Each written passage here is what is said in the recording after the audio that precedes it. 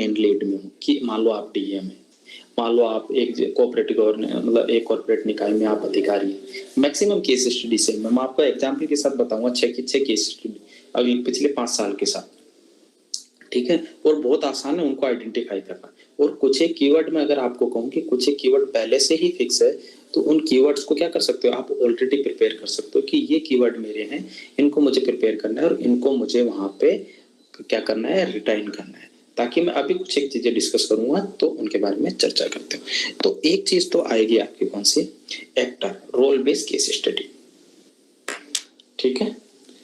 I hope कि आवाज clear हो रही होगी, आ रही होगी ना। आज तो पहले से काफी दिनों से तो बेहतर क्लास आवाज आ रही होगी, क्योंकि आज ईयरफोन मैंने लगा लिया है फाइनली, ठीक है। तो दूसरी चीज हमको क्या करनी है, दूसरी चीज हमको ये देखना है कि सामान्य जो सब्जेक्ट है उनसे रिलेटेड 5-6 ही सर्टेन एरियाज हैं, और उन 5-6 सर्टेन एरियाज के लिए हमको कीवर्ड आइडेंटिफाई करने, पहली चीज तो, ठीक है।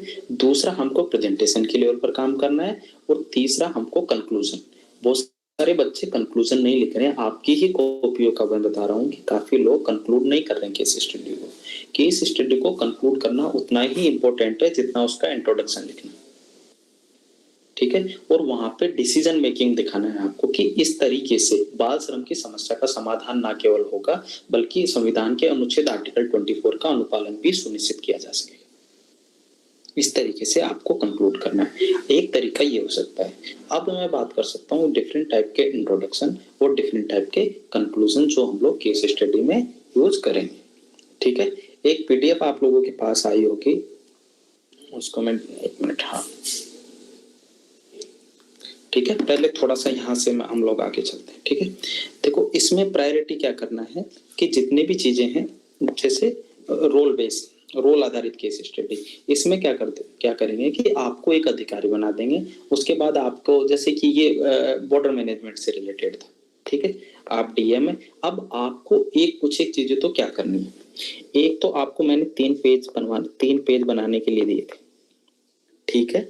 3 पेज बना लिए थे आपने कि 3 से 4 पेज इथिक्स के कीवर्ड्स बेस, ठीक है, बनाने के लिए बोला था ना मैंने लास्ट क्लास में कि 3 से 4 पेज आपको जितने भी कीवर्ड्स है, जितने भी सिद्धांत है, हानि सिद्धांत है, न्याय सिद्धांत है, उपयोगितावाद है, मतलब यूटिलिटेरिज्म है, जस्टिस थ्योरी है, मील है, बेंथम है, प्लेटो है, इनका क्या है कंट्रीब्यूशन, उसकी एक एक परिभाषा एक एक लाइन में आपको 3 से 4 पेज में बनानी थी। तो आई होप कि वो बना चुकी होंगी।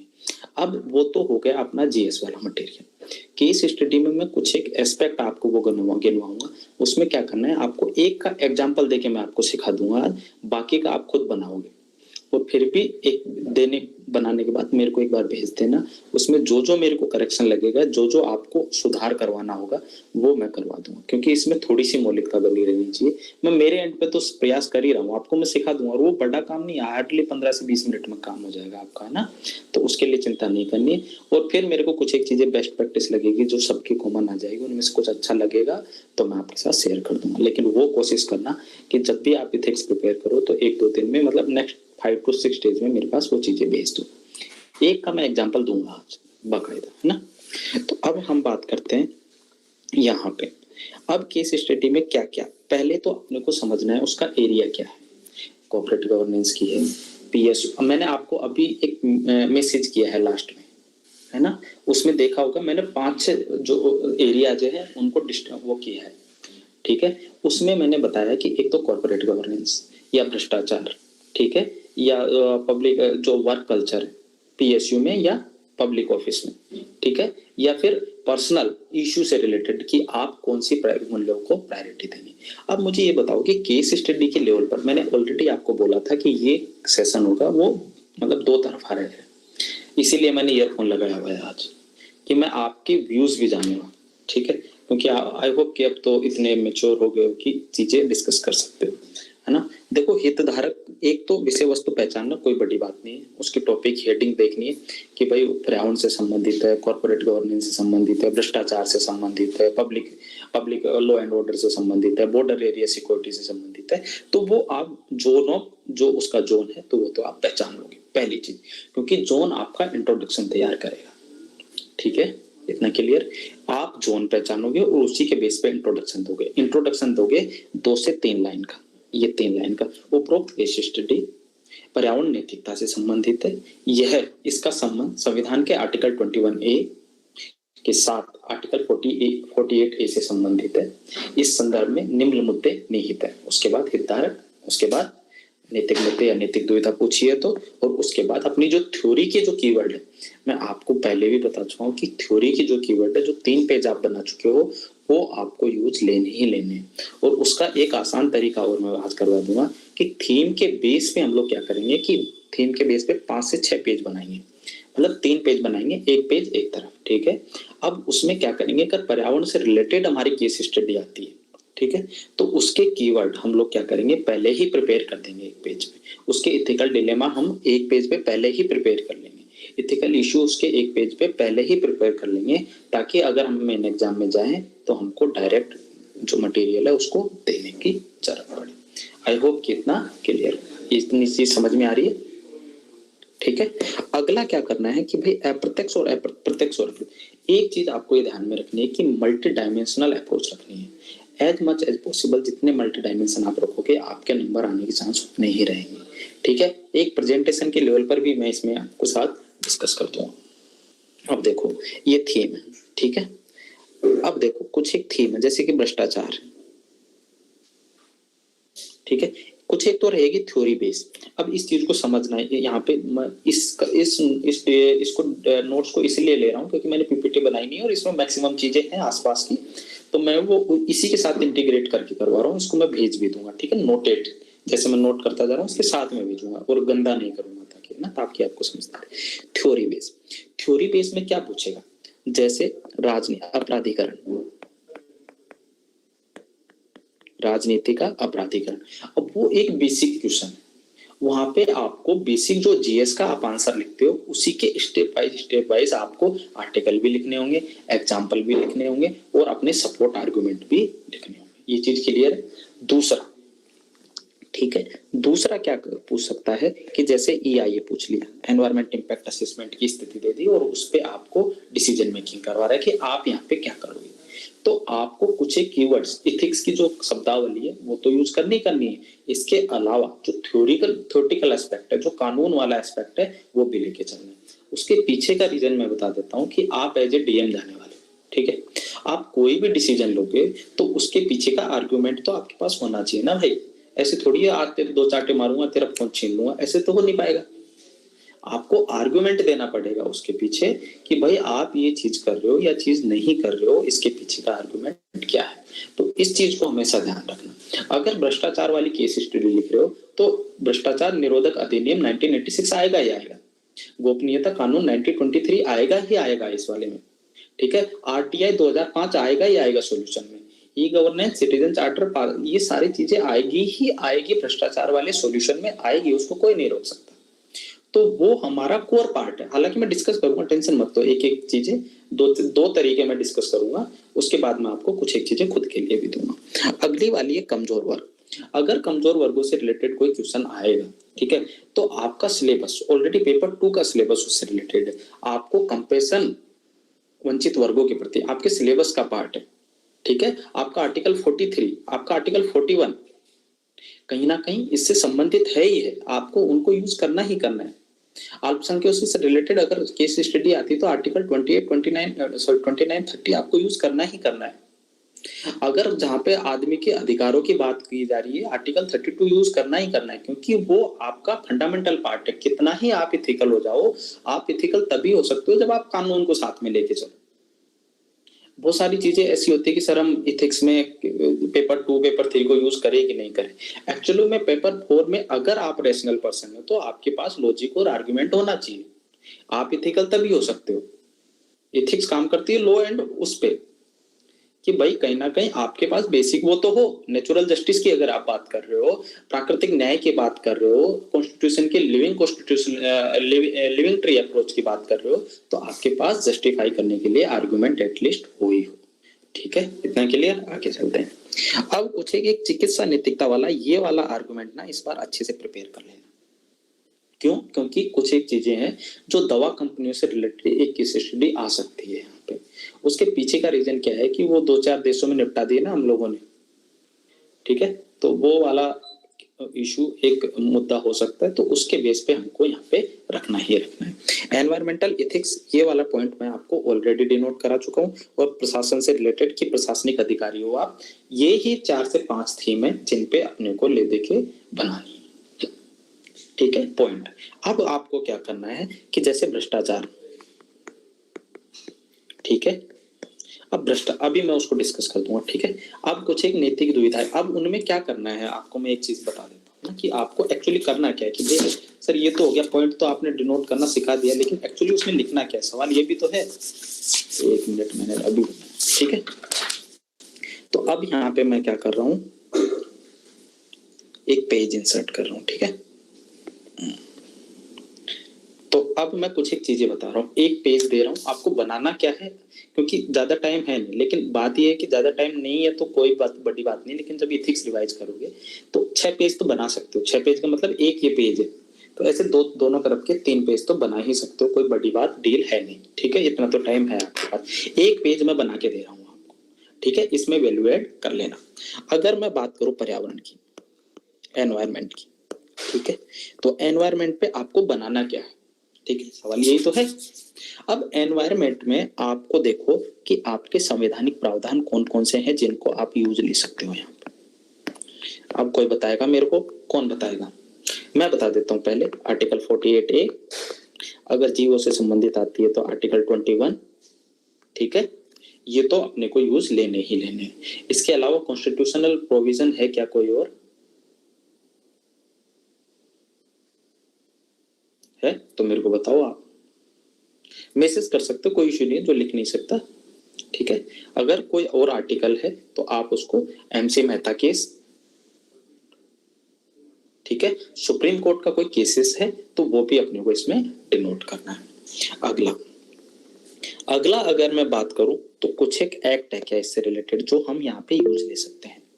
हाँ, फंडामेंटल ड्यूटीज में अगर मैं बात करूं, फंडामेंटल ड्यूटीज में भी आर्टिकल 51A में भी कुछ एक प्रोविजन है, तो वहां से हम लोग उसको एड ऑन कर लेंगे, तो वो तो आपको पता ही पता है। लेकिन फंडामेंटल ड्यूटीज को, ये अच्छी पॉइंट बताया, मेरे दिमाग से स्किप हो रखा था कि fundamental duties as a citizen, as a अधिकारी होने के नाते आपका DPS भी तो पूरा करना ही करना है, एज ए नागरिक होने के नाते आपको आर्टिकल 51A को भी डिनोट करना ही करना है वहां पे, ठीक है। तो 3 पार्ट तो अपना ये हो गया।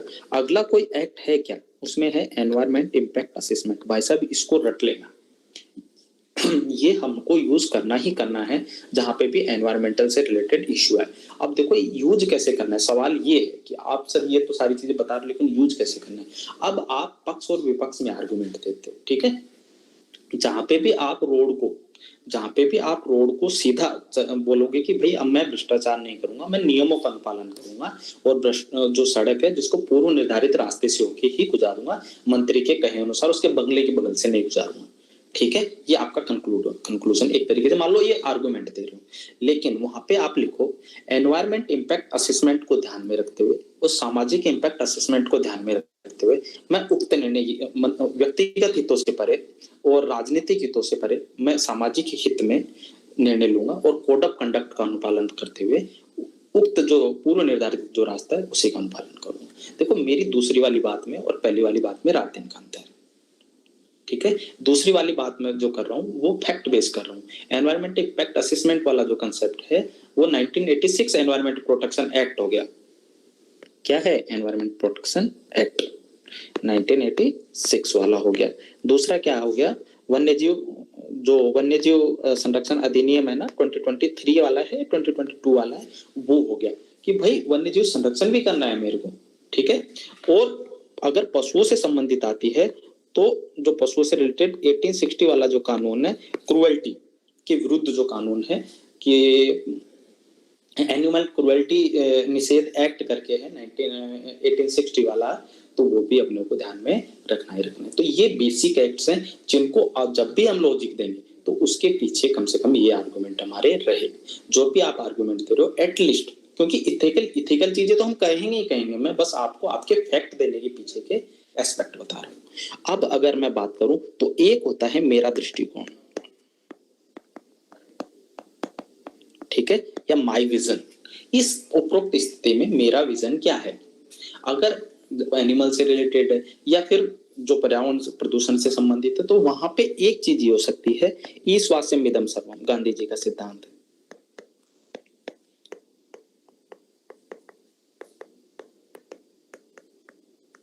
ठीक है, दूसरा क्या हो सकता है यहाँ पे गांधी जी का, ये सॉरी जैन धर्म का भी है।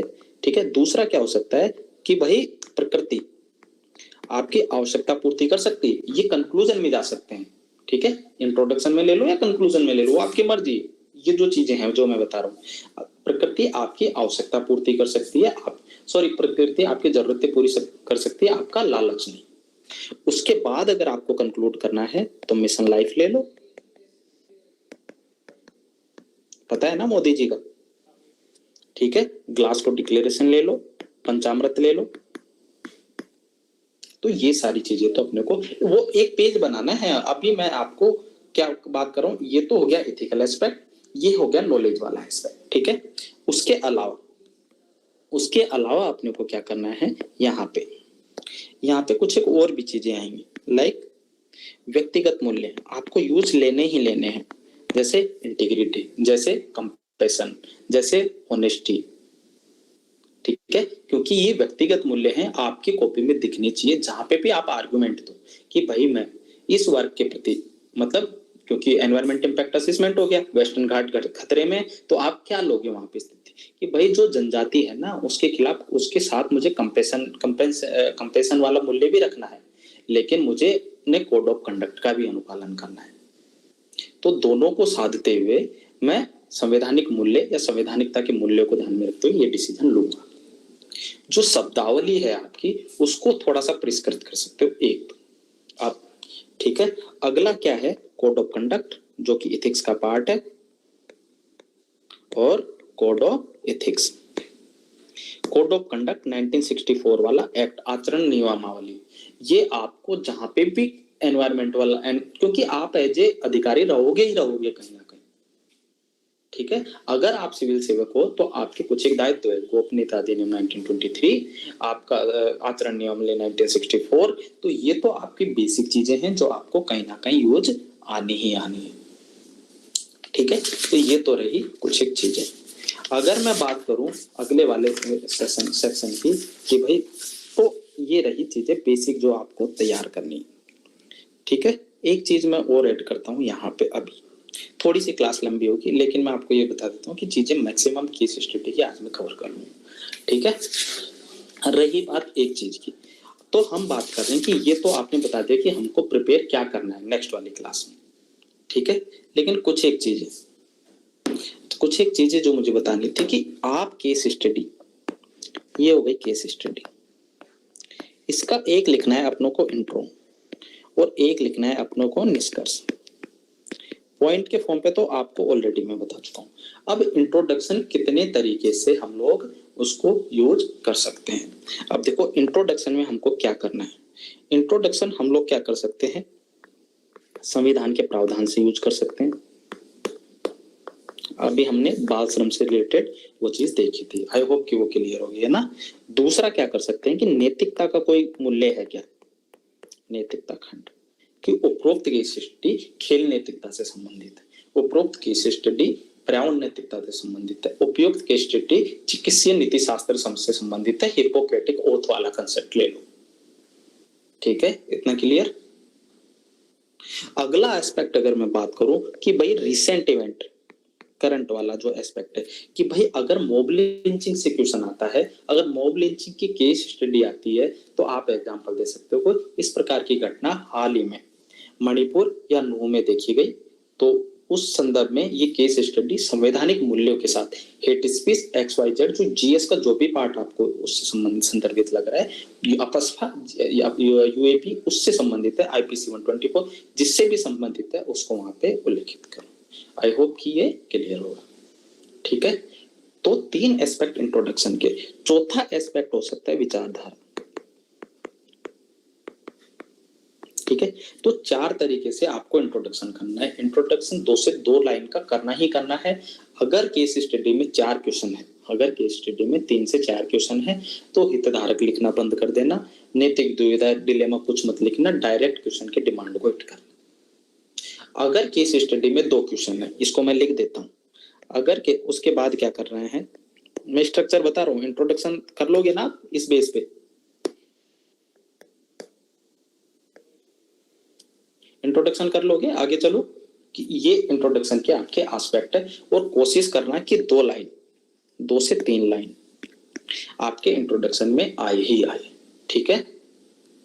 आगे चलो, अगला अगर मैं बात करूं तो उसके बाद अपने को केस स्टडी में दूसरा पार्ट आता है कि 2 तरीके की केस स्टडी होगी, या तो अपनी केस स्टडी में 2 क्वेश्चन होंगे, 2 क्वेश्चन वाला स्टेटमेंट होगा, या 3 से 4 क्वेश्चन होंगे जिसमें ऑलरेडी वो पूछता है। अगर ये वाली केस स्टडी है, अगर ये वाली केस स्टडी है तो भाई साहब इंट्रो देना, उसके बाद ए, उसके बाद बी, उसके बाद सी और उसके बाद डी, सीधे आंसर लिखना है, कोई बिना काम का नाच गाना कुछ नहीं करना है, सजावट का सोचना भी मत, ठीक है। सजावट करोगे तो लुगाई भाग जाएगी, मतलब टाइम खत्म हो जाएगा, ठीक है, क्लियर। अगर अपने पास 2 ही क्वेश्चन पूछे हैं तो वहां पे अपने पास डिस्क्रिप्शन रहेगा कि हम लोग क्या करें कि इसको यहाँ पे या तो हितधारक यूज कर लें या फिर नैतिक मुद्दे यूज कर लें,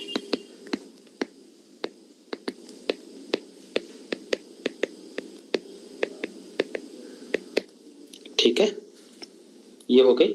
अब यहाँ पे ना एक चीज और रह गई एनवायरनमेंट से रिलेटेड, तो मैं उसको थोड़ा सा मैं करवा देता हूँ एक चीज। हाँ, भ्रष्टाचार वाली मैंने थोड़ी लिखी है, तो इसको एक बार हम लोग अभी करेंगे, है ना। एक तो एनवायरनमेंट वाली में इसमें 2 चीजें और करना है, जैसे एनवायरनमेंट होगी ना तो इसमें दो पॉइंट और बनाने।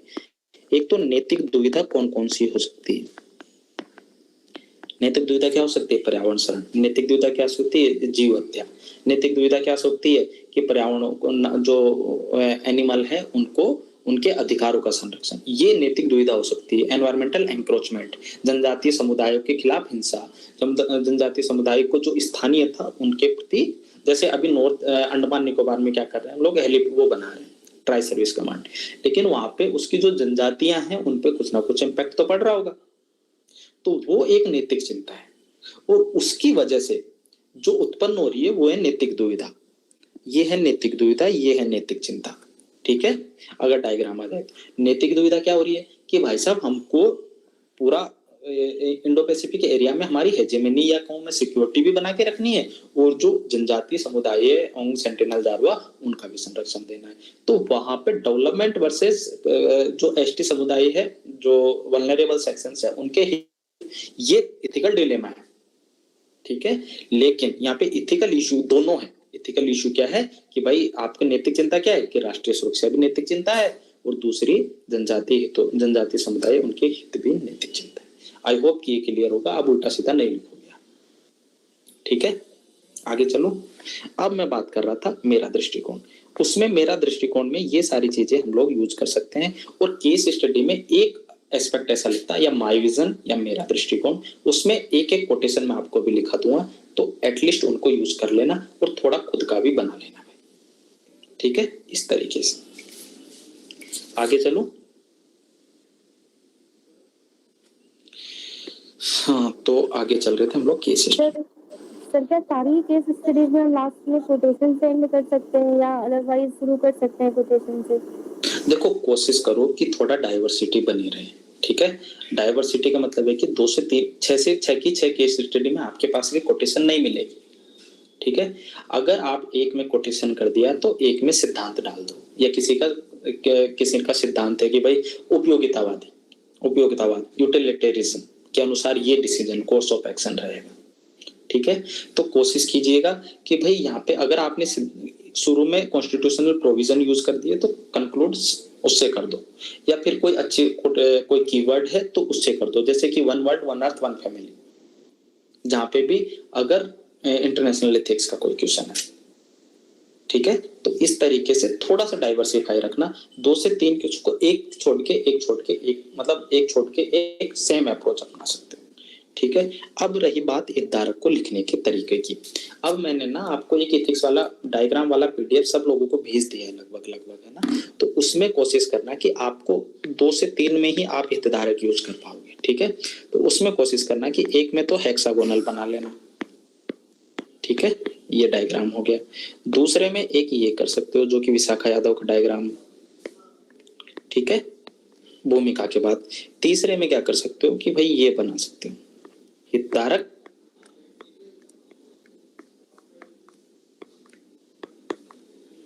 ठीक है, कुछ एक डायग्राम में ऑलरेडी करवा रहा हूँ, तो ये कुछ एक चीजें तो आप इंक्लूड कर ही सकते हो जो आपको अच्छा लगे, लेकिन कोशिश करना थोड़ा क्लियर बनाओ जिस तरीके से यहाँ पे दिख रहा है, ठीक है। हितधारक को रिप्रेजेंट करने का तरीका अलग अलग है, उसमें अलग अलग रखना। अगर आप हितधारक नहीं लिख रहे, कुछ एक में नैतिक मुद्दे, नैतिक इथिकल इशू लिख रहे हो, तो ये यूज कर लेना, ये यूज कर लेना, क्योंकि इथिकल इशू तो एक लाइन का ही रहेगा वैसे भी, ठीक है। हाँ, तो अब ये रही बात प्रेजेंटेशन के लेवल पर काम खत्म होता है। उसके बाद क्वेश्चन की कोर डिमांड जो आपका ए बी सी है, और उसके बाद कोशिश करना कि निष्कर्ष तो अंतिम रूप से लिखो ही लिखो, या तो उसमें कोटेशन डाल देना, या फिर अपना कोई आर्गुमेंट है वो डाल देना, या कोई इथिक्स की आपकी थ्योरी है वो डाल देना, या कोई एक्ट है तो वो डाल देना, लेकिन अपना एक तरीके से कंक्लूड करना जो आप डिसीजन देना चाहते हो। तो आपको इतना क्लियर हो गया, तो मैंने धीरे धीरे बताया है कि वो सारे एस्पेक्ट तो आप कवर कर लोगे केस स्टडी, ठीक है। अब मैं बात कर रहा हूँ इथिकल डिलेमा, कुछ एक टाइप की इथिकल डिलेमास, ये हर जगह, मतलब हर जगह वो रहेगी। अब ये है नियम बनाम करुणा या इंटीग्रिटी बनाम करुणा, ठीक है। अगला है आत्मनिर्भरता बनाम संगठनात्मक लक्ष्य। ये कहाँ काम आएगा कोऑपरेटिव गवर्नेंस में, ये कहाँ काम आएगा भ्रष्टाचार वाले एग्जाम्पल में, या फिर आपका डिस्क्रिशनरी पावर आपको मिलेगा कि भाई एक वंचित वर्ग आपके पास आता है, उसके पास XYZ कागज नहीं है, और फिर आपको उसको योजना का लाभ देना है कि नहीं देना है, तो वहां पे ये आएगा। गोपनीयता बनाम सार्वजनिक हित, ये क्वेश्चन कहाँ आएगा, जहाँ पे उसने कौन सा क्वेश्चन आया था, वो आया था ना स्नोडेन वाला क्वेश्चन आया था शायद 2021 में या उससे पहले, तो वहां पे इस टाइप का आएगा। निजी हित बनाम सांगठनिक हित, लाइक अभी मैं बात कर रहा हूँ, अभी मैं आपको पढ़ा रहा हूँ, तो मेरे पास निजी हित भी मेरे हैं कि भाई आप लोगों में से कुछ एक स्टूडेंट हैं जो हो सकता है मतलब मेरे इस लक्ष्य प्रोग्राम में नहीं है, लेकिन निजी हित वो है कि ओवरऑल, तो ओवरऑल हित क्या है मेरे, सांगठनिक हित की मतलब विजन आईएएस का ओवरऑल बेनिफिट मिले, लेकिन निजी हित भी मेरा हो सकता है कि इसमें कहीं ना कहीं नहीं है, तो कि कुछ बच्चों को मैं ओवरऑल उसमें इंट्रोस्पेक्ट कराऊं या उनको इसमें शामिल करूं ताकि उनको लाभ मिल सके। अगला शेयरधारक बनाम हितधारक, ये कंपनी कोऑपरेटिव गवर्नेंस में ये कहाँ काम आएगा, जहाँ पे एक व्यक्ति भ्रष्ट गतिविधियों में पकड़ा गया है, और या कोई जो जो हितधारक है वो हितधारक है कंपनी को, भ्रष्ट गतिविधियों में पाया जा रहा है, लेकिन उसकी वजह से कंपनी की रेपुटेशन खराब हो रही है। अगला आज्ञाकारिता बनाम स्वायत्तता, ये कहाँ काम आएगा, जहाँ पे प्रशासन से रिलेटेड आएगी। तो ये आपको अपने अनुसार अलग जो 6 थीम मैंने करवाई है, 6 थीम में अपने अनुसार इथिकल डिलेमा जितने बन सकते हैं वो अपने अनुसार एक एक के लिए बना लेना। मैक्सिमम में दो तीन तो कॉमन रहेंगे, एक तो नए बना लेना खुद के कि भाई यहाँ पे क्या हो सकता है, ठीक है। चलो आगे, ठीक है।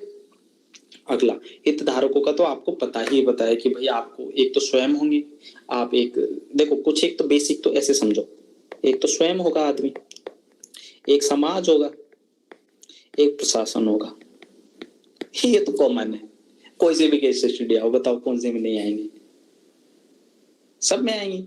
अब 3 तो आपके कॉमन है ही है, उसके अलावा जो भी उससे प्रभावित हो रहा है, जैसे कि वंचित वर्ग, और किसी का नाम मत लिखना, कोशिश करना कि भाई XYZ पर्सन, मतलब रमेश है तो उसका परिवार, रमेश का परिवार है, रमेश का परिवार तो लिख सकते हो, लेकिन किसी जो थर्ड पर्सन है, किसी आउटर जो ऑर्गेनाइजेशन है उसका नाम वगैरह मत लिखना, ठीक है।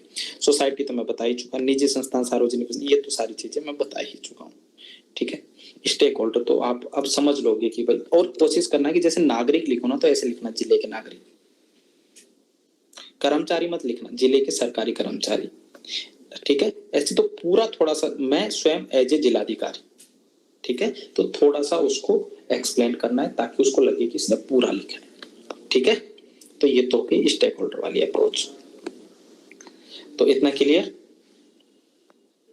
इथिकल इशू मैं आपको समझा चुका हूं कि कैसे आपको बनाने हैं। इथिकल इशू आपने ऑलरेडी एथिक्स में पढ़ लिया होगा, एक chapter ethical issue and ethical dilemma, है ना, टॉपिक नंबर 6 या 7 में। तो वहां पे आपने डिफरेंट टाइप के इथिकल इशू, इथिकल डिलेमा वहां पे पढ़े हैं, तो उनको इन 6 थीम के बेस पे आइडेंटिफाई करना और यहाँ पे लिख लेना। तो आपके दोनों टॉपिक मतलब डायरेक्टली प्रोपोर्शनली वो आपके प्रिपेयर हो जाएंगे, वहां पे भी यहाँ पे भी। ठीक है सर, जब हितधारकों के बारे में बताना है कि प्रमुख हितधारक कौन है इनमें से, तो क्या सर हम उसमें ब्रैकेट में डाल के या कहीं साइड में डाल के उनसे रिलेटेड जो हित है उसका भी थोड़ा सा चर्चा कर सकते हैं? क्योंकि कई बार टेस्ट कॉपीज में पूछा नहीं था हित, पर लिख कर क्या है कि आप इसको ऐड करें। एक्चुअली मैं इसको डिस्कस पता है मैं चाहता ना तो मेरे नोट्स में है ये चीज, है ना, और मैं उसमें लास्ट ईयर तक ना ये बताता था। देखो इसको समझो, ये है हितधारक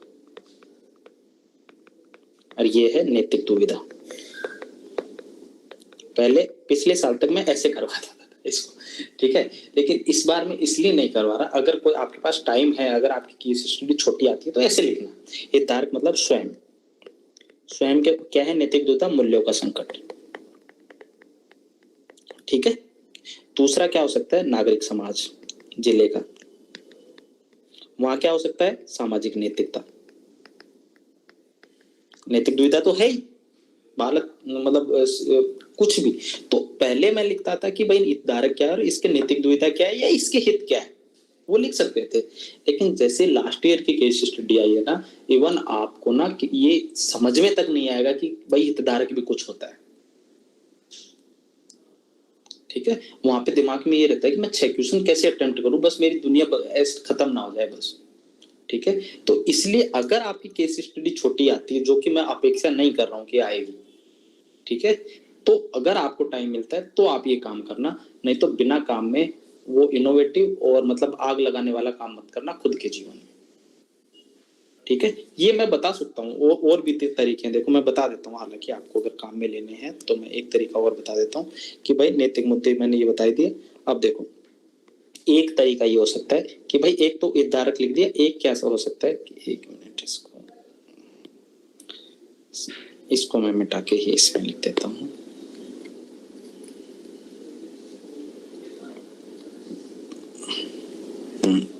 दूसरा क्या हो सकता है, नैतिक हितधारक,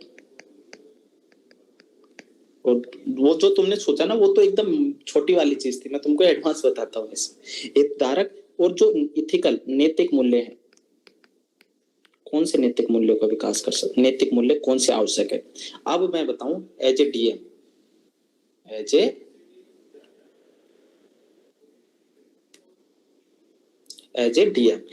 अगर मैं डीएम हूं तो हितधारक कौन है, मैं स्वयं।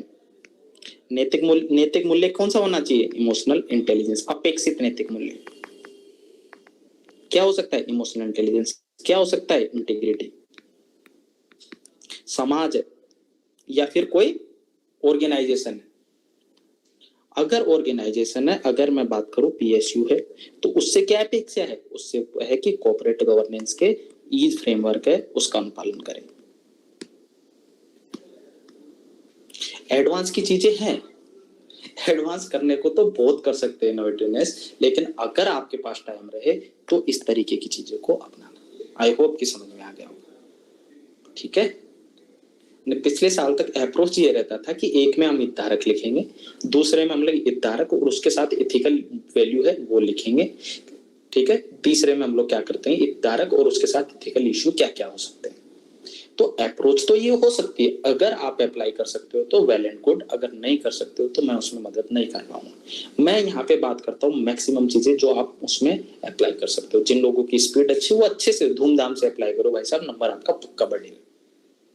लेकिन ऐसा मत कर देना कि ये नैतिक हितधारक के चक्कर में आपका उधर एक क्वेश्चन छूट जाए, क्योंकि नंबर बढ़ेगा इससे ज्यादा, लेकिन क्वेश्चन छूटेगा 4 नंबर का। मैं 4 नंबर का इसलिए बता रहा हूँ कि उसमें 4 नंबर आ सकता था, ये नहीं कि 10 नंबर का छूटेगा। अब देखो, अब आपको क्या करना है, एक चीज तो ये, जैसे ही कीवर्ड आप बना लोगे आपको समझ में आ जाएगा कि कौन कौन सी स्थिति है। जैसे ethical persuasion, emotional intelligence, attitude change, ethical dilemma, code of conduct, code of ethics, ठीक है, कोऑपरेटिव गवर्नेंस, कॉर्पोरेट गवर्नेंस, ये तो चीजें कीवर्ड हैं जो हर जगह काम आएगी। हर एक केस स्टडी में ये तो बेसिक चीजें हैं कि काम आएगी। जब भी आप व्यवहार परिवर्तन की बात करो, आप अभिवृत्ति परिवर्तन यूज करो। जहाँ पे भी आप अभिवृत्ति परिवर्तन के साधनों की बात करो, वहां पे एप्टीट्यूड चेंज के लिए किसकी बात करो, परसुएशन की बात करो। परसुएशन के लिए आप क्या करोगे, अतिरिक्त सूचना दे सकते हो। जो आपने पहले पार्ट में पढ़ा है उसी को अप्लाइड रूप से यहाँ पे अप्लाई करना है। आई होप कि इतनी चीजें क्लियर, ठीक है। आगे बढ़ो, केस स्टडी का पहला पार्ट क्लियर हो गया। अगला नैतिक मुद्दे को समझना, पहचानना, हितधारक, नैतिक मुद्दे, नैतिक दुविधा। ऑलरेडी मैं इंट्रोडक्शन के लिए ये सारी चीजें बता चुका हूँ। मूल पार्ट है, उसमें आपको क्या करना है कि अगर उसने पूछा है कि उक्त जो भी एक तो पूछेगा कौन कौन से विकल्प उपलब्ध है, तो वहां पे उसके गुण दोष मत बताना भाई, ठीक है। क्योंकि विकल्प अगर पूछा है, अगर आपके पास टाइम है तो बताना, अगर नहीं पूछा है तो ओनली जो विकल्प पूछे ना बस वो बता देना पॉसिबल। और वो पक्का पूछेगा, अगर विकल्प पूछता है तो एक पक्का पूछेगा कि जो आप डिसीजन लेंगे वो किस बेस पे लेंगे, तो उसके गुण और दोष सारे बताने, पॉजिटिव नेगेटिव उसको बताना है, ठीक है। अगर आपके पास ये दो ही क्वेश्चन है तो आप हितधारक और इथिकल इशू, जैसे मैंने रिप्रेजेंटेशन का तरीका बताया, इसको यूज कर सकते हो, ठीक है। अगर मैं बात करूं इसके बाद कि कंक्लूजन के लेवल पर, कि कंक्लूजन के लेवल पर जो भी आपके इथिकल डिलेमा आपको रहे थे, वहां पे इथिकल इशू आपके रहे थे, तो उसका समाधान आपको कंक्लूजन में दिखाना है। और कंक्लूजन में क्या हो सकता है, कॉर्पोरेट गवर्नेंस का अनुपालन, गांधी जी का इस वास्यमिदं सर्वम, यत्र नार्यत् सुपूजन्ते तत्र रमन्ते जयते। तो ये बेसिक चीजें ऐसी है जो आपके एज ए कंक्लूजन में यूज आ सकती है। एक कोशिश और करना कि मैंने मैक्सिमम चीजों के डायग्राम आपको करवा दी, ठीक है। अगर कॉर्पोरेट गवर्नेंस से रिलेटेड अगर आप डायग्राम इंक्लूड कर सकते हो, कॉर्पोरेट गवर्नेंस से रिलेटेड ट्रिपल पी, पीपल, प्रोपीपल, प्रोप्लेनेट और प्रॉफिट, ये वाला अगर डायग्राम यूज कर सकते हो तो धूमधाम से करो भाई।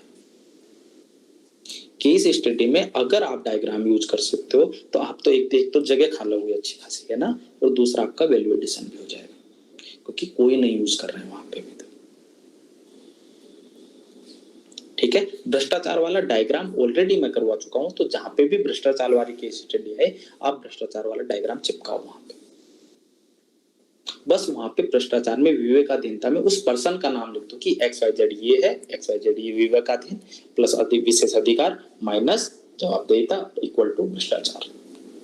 ये मैं ऑलरेडी आपको करवा चुका हूं, तो नया कुछ भी नहीं बता रहा। जो थ्योरी वाले पार्ट में हम लोगों ने किया है उसी को हमको अप्लाई करना है। आगे चले, कोशिश करो कि जब भी आप आर्गुमेंट दो उसमें आर्गुमेंट के पीछे या तो कोई एक्ट लिखो, सब्स्टिट्यूट पक्का करने की कोशिश करो, क्योंकि आपके पास जीएस का खूब नॉलेज।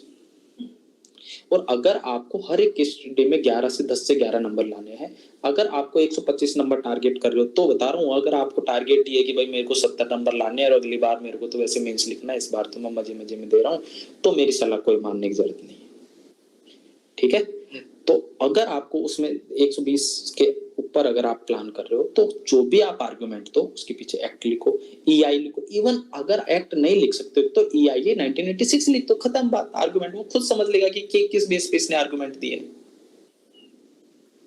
ठीक है। लो कमीशन की रिपोर्ट लिख दो, सेकंड ARC का समराइज कर दो कि सेकंड ARC की 10th रिपोर्ट, नाम मत लिखो भले से, ठीक है। लेकिन जब भी आप सब्स्टिट्यूट करो, एक से दो केस स्टडी का कंक्लूजन सेकंड ARC की रिपोर्ट भी काम आएगी अपने, ठीक है। तो वो मैं आपको कल डिस्कस करता हूँ, कल वाली क्लास में। आज मैं कोई क्लास नहीं लूंगा इसके बाद, ठीक है। अब उसके अलावा जो भी आपने डिसीजन लिया है उसके पक्ष विपक्ष में तो आप चर्चा करो ही करोगे, ठीक है। अब देखो, अब जो मैंने चीजें बताई ना, ले देखे टॉपर्स की कॉपी से ही मेरे दिमाग में वो चीजें थी और वही आप देख लो।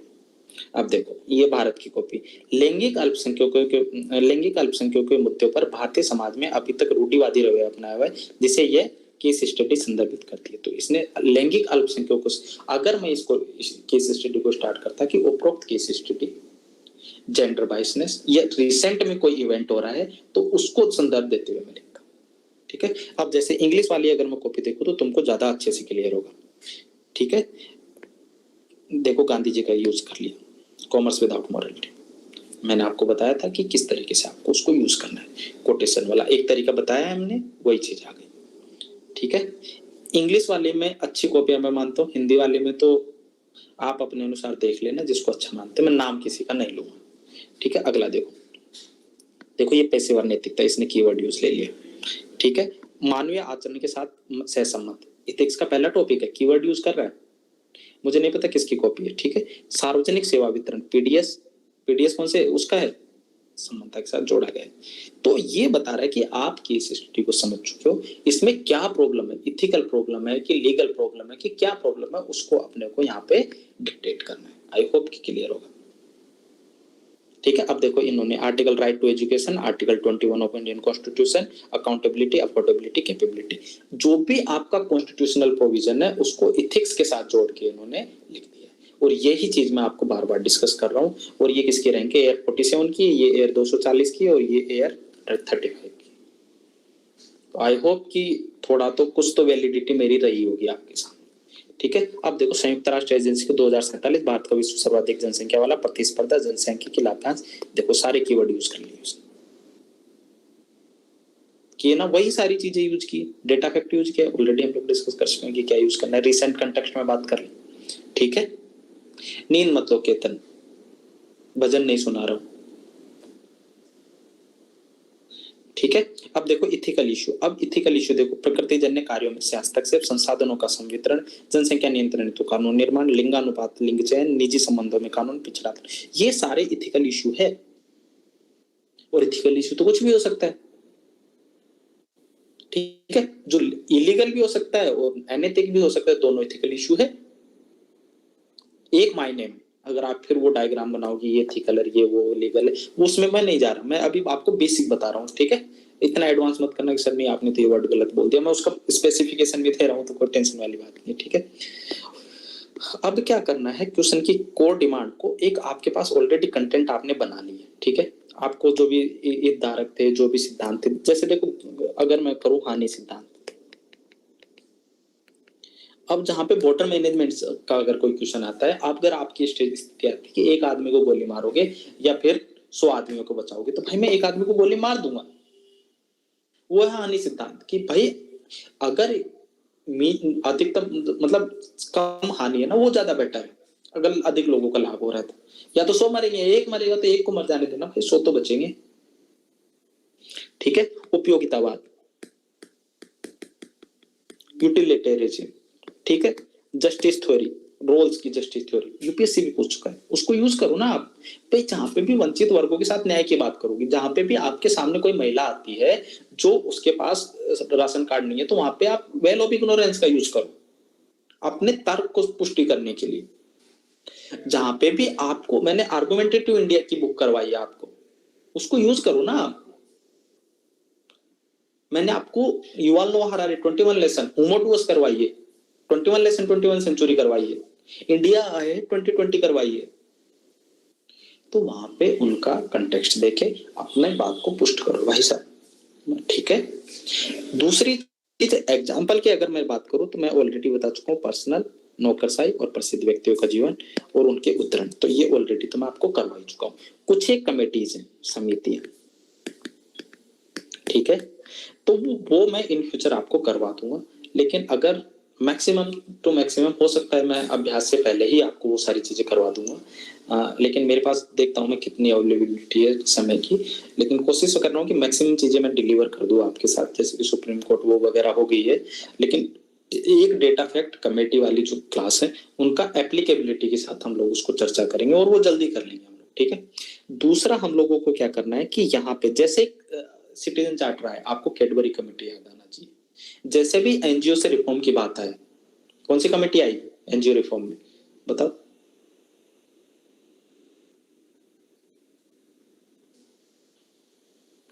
अरे बताओ, एनजीओ रिफॉर्म,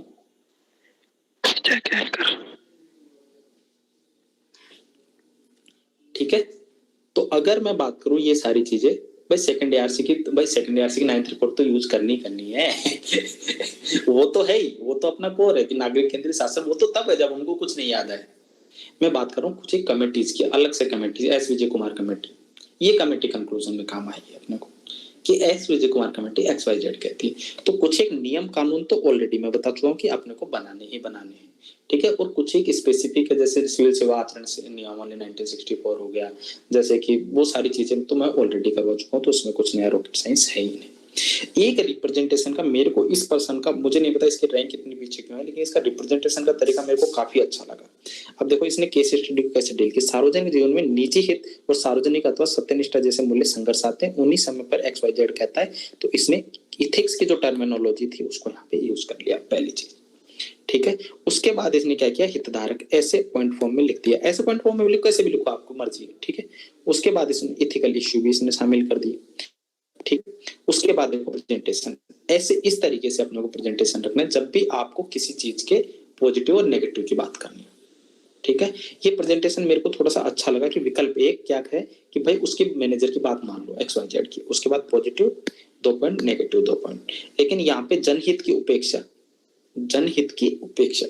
ठीक है, दूसरा क्या, सत्यनिष्ठा और ईमानदारी का अभाव। लेकिन यहाँ पे तीसरी चीज क्या आएगी, अगर हमको आंसर लिखना होगा तो कि कोड ऑफ कंडक्ट का उल्लंघन, आचरण संहिता नियमावली 1964 का उल्लंघन।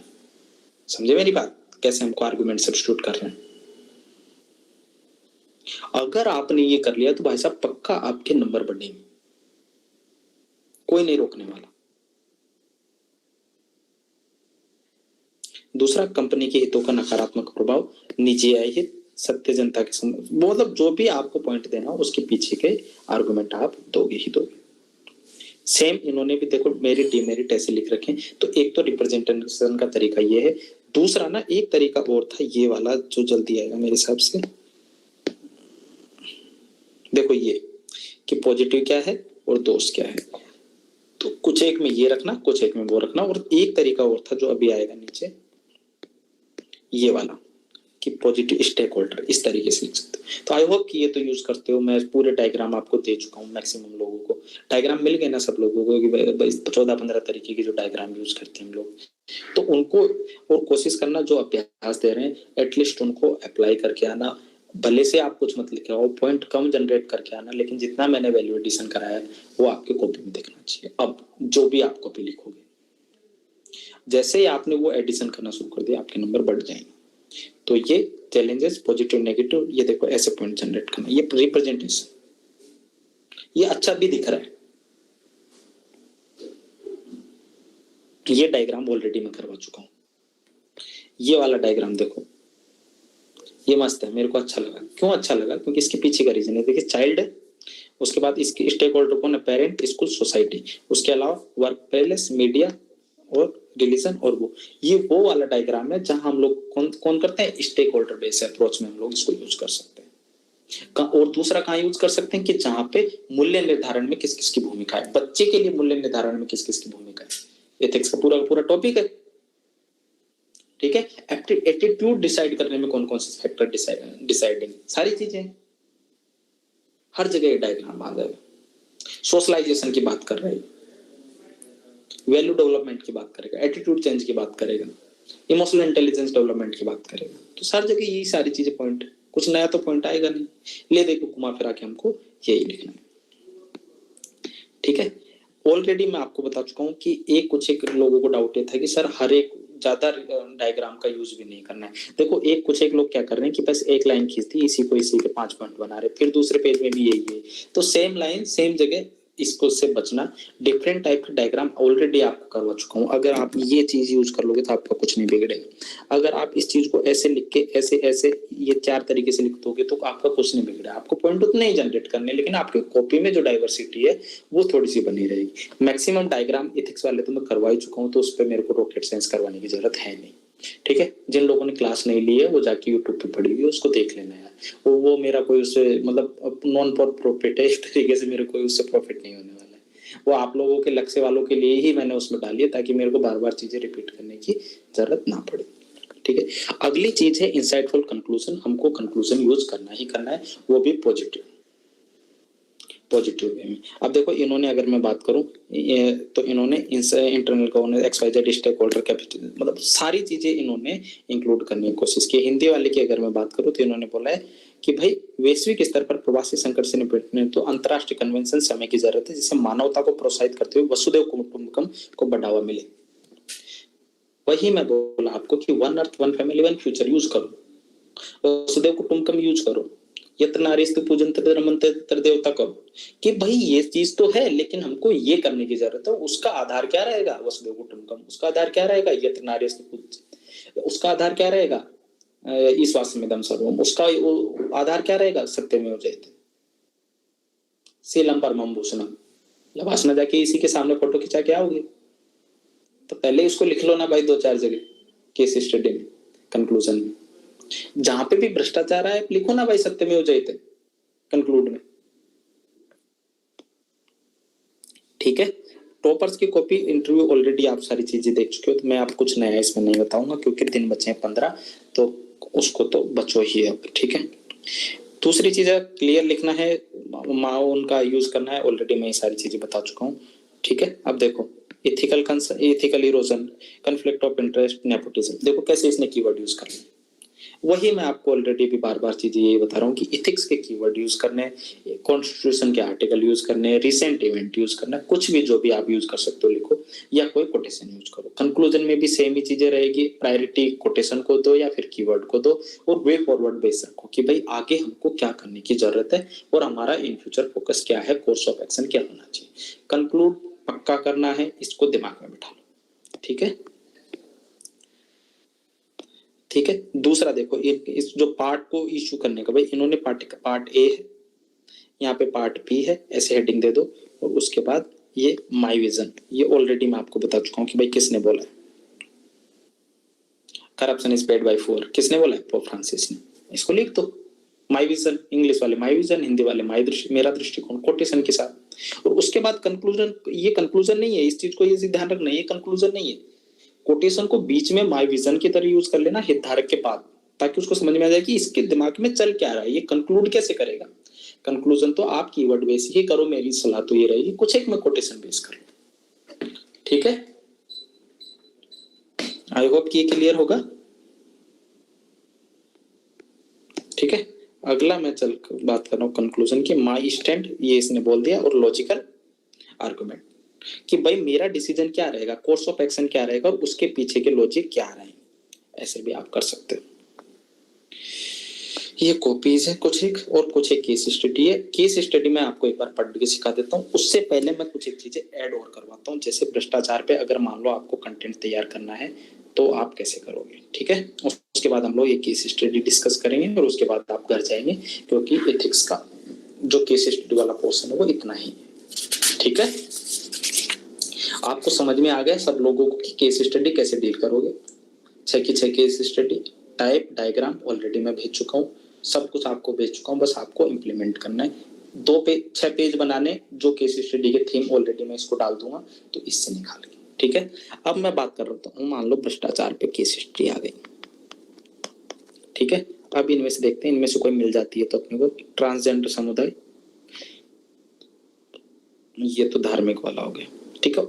1 मिनट रुको, मैं ना आपको पेपर निकालता हूँ। हाँ,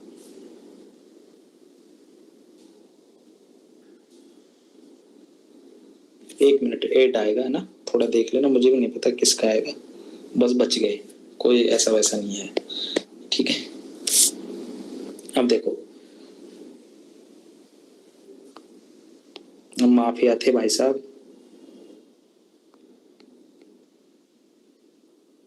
भीड़ वाला हो गया, कोरोना वायरस हो गया, कॉर्पोरेट गवर्नेंस हो गया,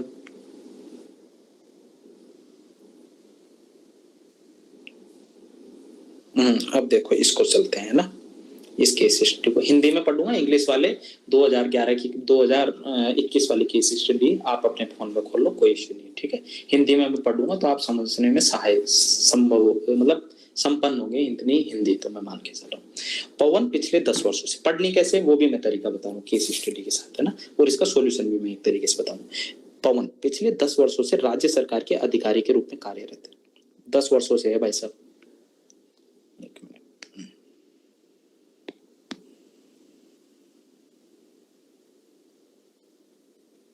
यही थे ना,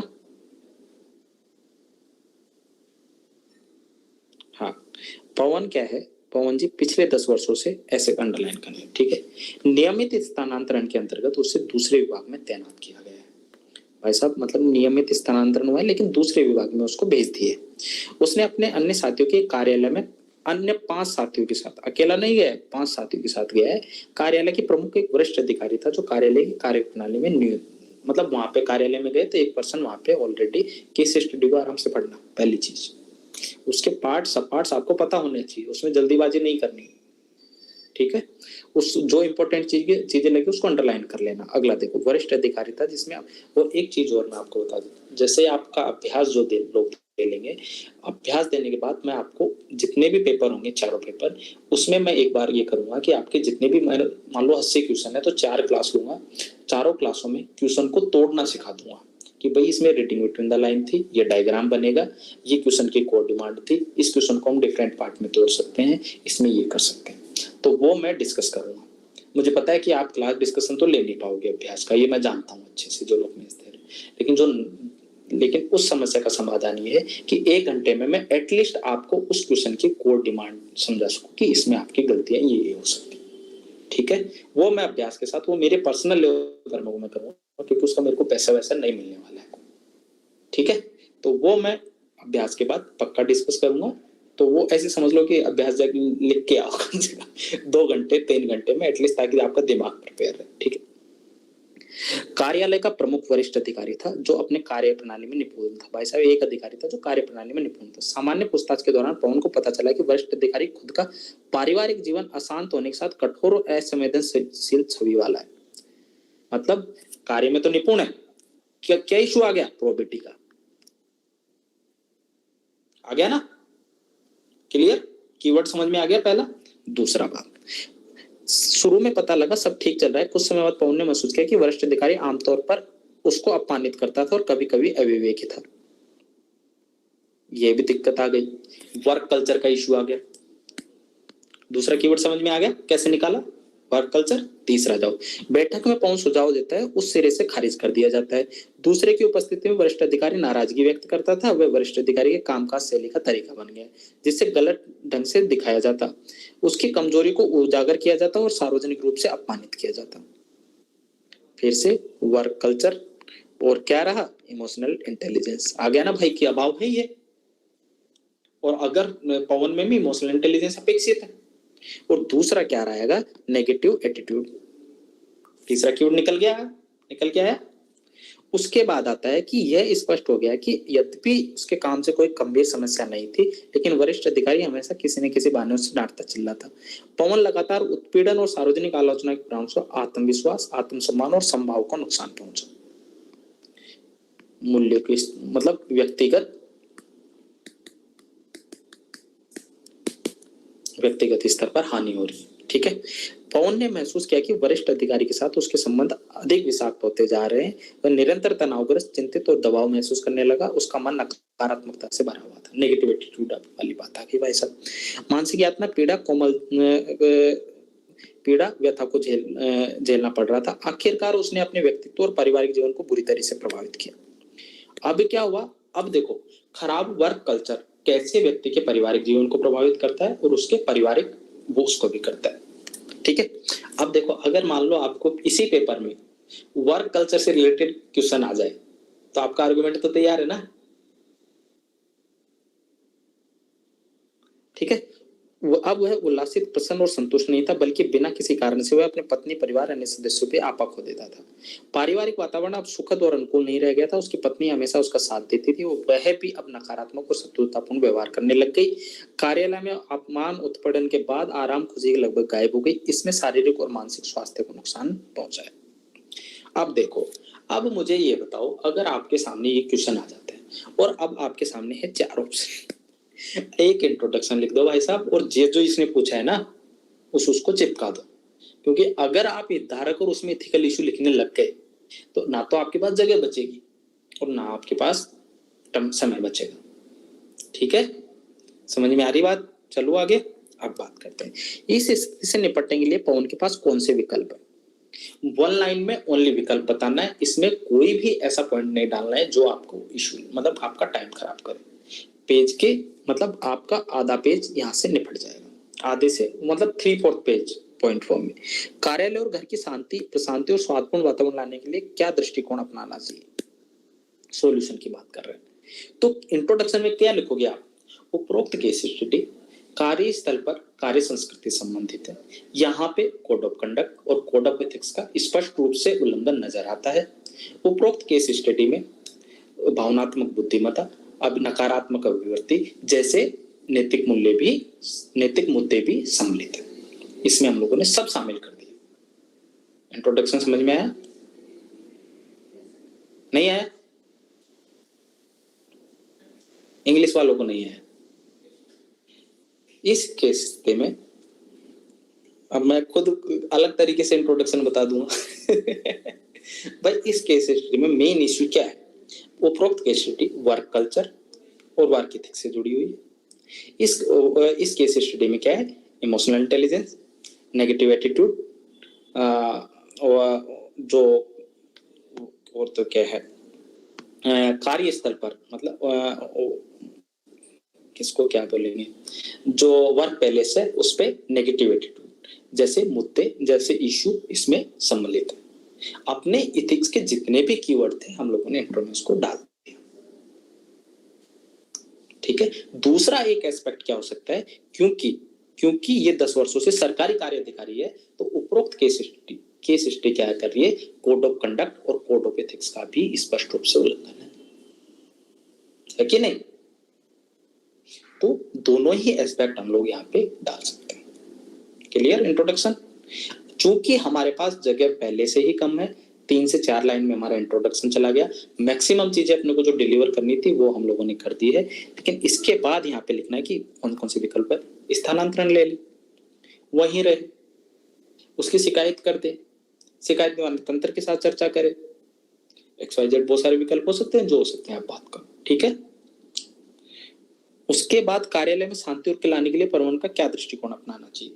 अब यहाँ पे आपका एटीट्यूड चेंज आएगा। अब यहाँ पे आपका क्या आएगा? इमोशनल इंटेलिजेंस यूज आएगा, कोड ऑफ कंडक्ट का अनुपालन आएगा, आचरण नियमावली 1964 का अनुपालन आएगा। ठीक है। शिकायत निवारण तंत्र का आएगा। ठीक है। 360 डिग्री फीडबैक मैकेनिज्म।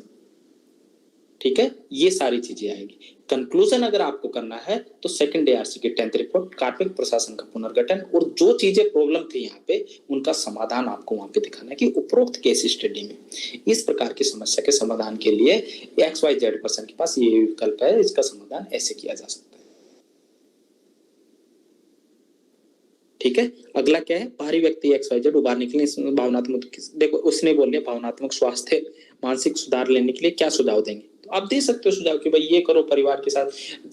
उसके तो प्रोबेबिलिटी का इशू है ही है, प्रोबेबिलिटी का इशू है उसके पास, तो और उसकी भी प्रोबेबिलिटी खराब होगी। और वर्क कल्चर, उसके पीछे का कारण क्या है? Work culture. तो इसके लिए क्या करेंगे कि कार्यस्थल पर जो कार्य संस्कृति है उसको बेटर करवाई जाए, कोड ऑफ कंडक्ट का अनुपालन किया जाए, कोड ऑफ एथिक्स का अनिवार्य किया जाए। जो XYZ जो सॉल्यूशन थे वही यहाँ पे आएंगे। अगले बात, उपरोक्त आप सरकारी कार्यालयों में विभिन्न स्तरों पर किस प्रकार प्रशिक्षण का सुझाव देंगे। तो ऑलरेडी ये पॉइंट यहाँ पे आ जाएगा ना भाई, प्रशिक्षण का प्रावधान करोगे। तो इस तरीके से आपको इसको यूटिलाइज करना है। तो आपको केस स्टडी को इस प्रकार यूटिलाइज करना है। अब मैं बात कर रहा हूँ भ्रष्टाचार वाला एक बेसिक एग्जांपल, जहाँ पे हम लोग कुछ एक चीजें डिस्कस करेंगे। ठीक है। अगर मैं बात करूँ भ्रष्टाचार वाला, अगर कोई केस स्टडी आ जाता है तो वहां पे हम लोगों को लेना है भ्रष्टाचार निषेध अधिनियम 1986, करप्शन प्रिवेंशन एक्ट 1986। अगला काम आएगा गोपनीयता कानून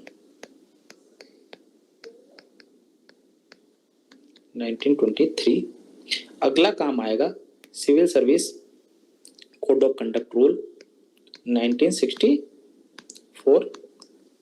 अगला काम आएगा कोड ऑफ एथिक्स। इसकी जरूरत है आपको?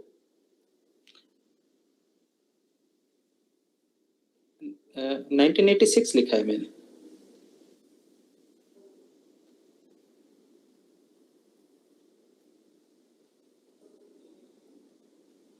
ठीक है। अगला है जो भी आपके वैल्यूज है, लाइक इंटीग्रिटी हो गई, ठीक है, इंटीग्रिटी होगी। और कुछ एक चीजें जैसे कि इस वाले डायग्राम में देखना, पहली चीज क्या रहेगी, आपको परसुएशन करना पड़ेगा। परसुएशन का अंतिम लक्ष्य क्या है कि आप इमोशनल इंटेलिजेंस का यूज करके आप परसुएट करोगे और उसका एटीट्यूड चेंज करोगे। और एटीट्यूड चेंज के बाद जो कोड ऑफ इथिक्स है, कोड ऑफ कंडक्ट है उसका अनुपालन करवाओगे, और उसके पीछे का जो का है कि जो आपके पर्सनल वैल्यू है, जो पर्सनल और प्रोफेशनल वैल्यू, क्योंकि दो लेवल पर वैल्यू आपको बात करनी है कि पर्सनल वैल्यू भी है, प्रोफेशनल वैल्यू भी। और पर्सनल वैल्यू क्या क्या है ऑलरेडी मैं आपको बता चुका हूँ कि पर्सनल वैल्यू 5 आपको ऑलरेडी बना लेने, 3 से 4, 4 से 5। प्रोफेशनल वैल्यू भी 4 से 5 आपको ऑलरेडी दिमाग में रट के रखने की, भाई इंटीग्रिटी, सोवरेनिटी, क्या क्या क्या क्या रखना है मेरे को, इंटीग्रिटी, ऑनेस्टी, प्रोबिटी, करुणा, कंपैशन, जो ईमानदारी, जो भी रखना है ऑलरेडी मैं बता चुका हूँ ये सारी चीजें, तो नया कुछ भी नहीं बता रहा हूँ आपको, चीजें रिवाइज हो रही होंगी। ठीक है, दूसरा क्या करना है यहाँ पे कि भाई यहाँ पे नैतिक दुविधा क्या हो सकती है भ्रष्टाचार में, पारिवारिक मूल्य, व्यक्तिगत मूल्य बनाम कार्य का अनुपालन।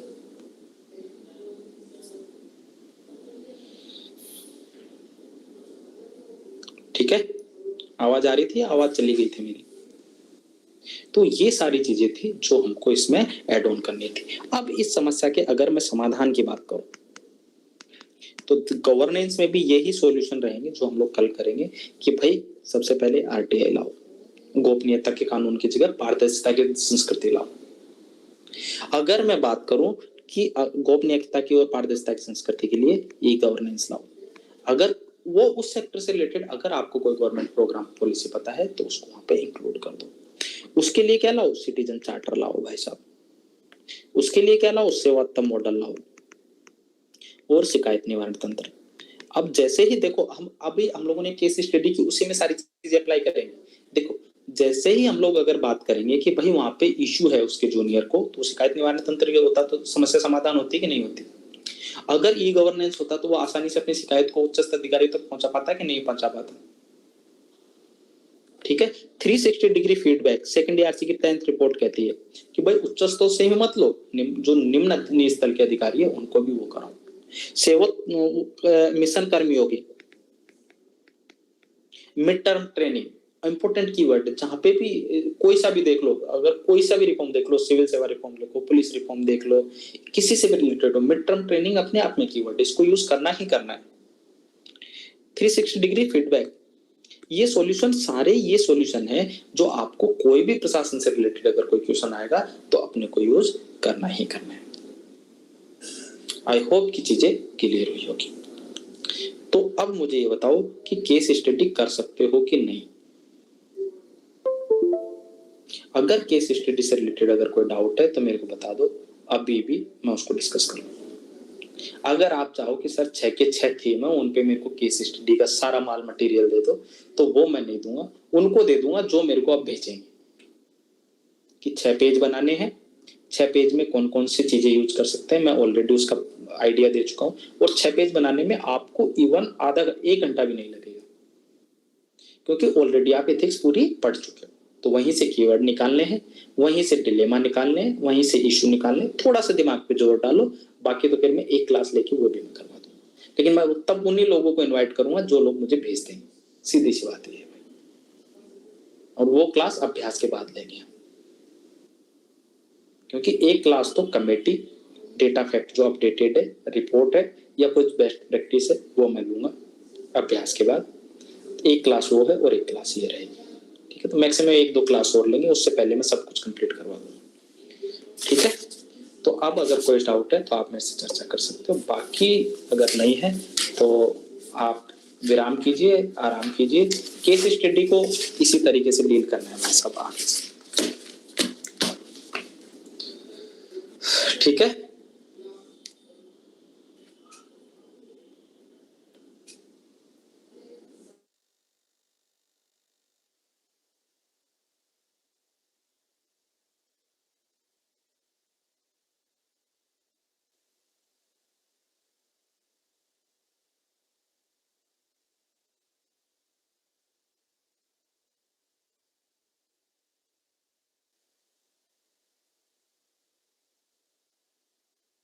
हाँ अब आ रही होगी। कोई कुछ बोलना चाहता है तो बोल लो। केस स्टडी मेरे हिसाब से मेरे एंड से मैंने अच्छे से डील की है। ये पीडीएफ मैं आप लोगों को भेज दूंगा, तो इसको एक बार और गो थ्रू हो जाना। बाकी अगर कोई इशू है तो आप लोग आके डिस्कस कर सकते हैं। ठीक है,